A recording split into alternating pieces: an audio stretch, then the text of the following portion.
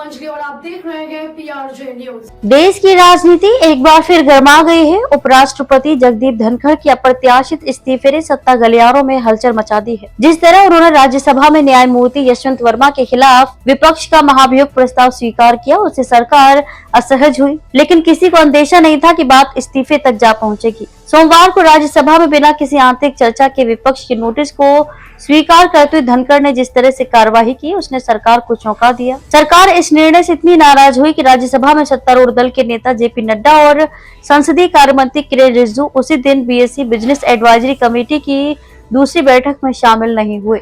सूत्रों का कहना है कि उपराष्ट्रपति पहले से ही स्वास्थ्य कारणों से पद छोड़ने का मन बना रहे थे। हालांकि हाल के महीनों में उनकी न्यायपालिका पर टिप्पणियां और संविधान की प्रस्तावना में समाजवादी और धर्मनिरपेक्ष शब्दों को लेकर तीखी प्रतिक्रिया से सरकार पहले ही असहज महसूस कर रही थी। इतना ही नहीं, किसानों के मुद्दों पर भी कई बार धनखड़ के तेवर सरकार की सोच से मेल नहीं खाते दिखाई दिए। बावजूद इसके सत्ता पक्ष की ओर से उन्हें कभी पद छोड़ने का सुझाव नहीं दिया गया।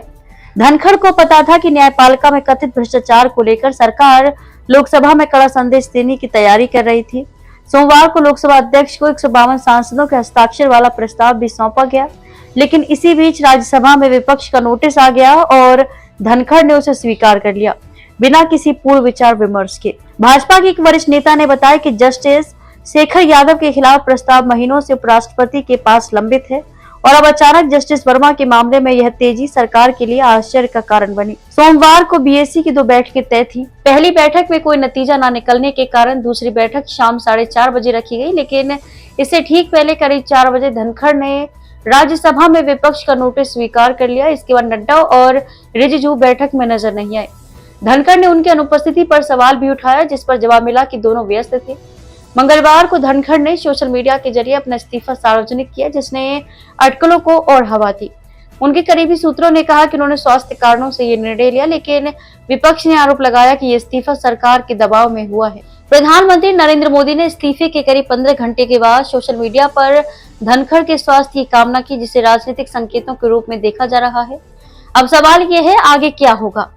कार्यवाहक सभापति हरिवंश राज्यसभा में प्रस्ताव पर निर्णय लेंगे, जबकि लोकसभा में महाभियोग की प्रक्रिया जल्द शुरू हो सकती है।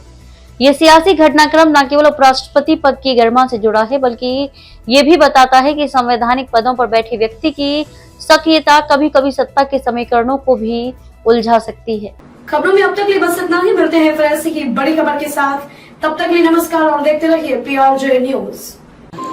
अगर आपको वीडियो पसंद आई हो तो लाइक, कमेंट व शेयर करें और हमारे YouTube चैनल PRJ न्यूज को सब्सक्राइब कर बेल आइकन को प्रेस करें।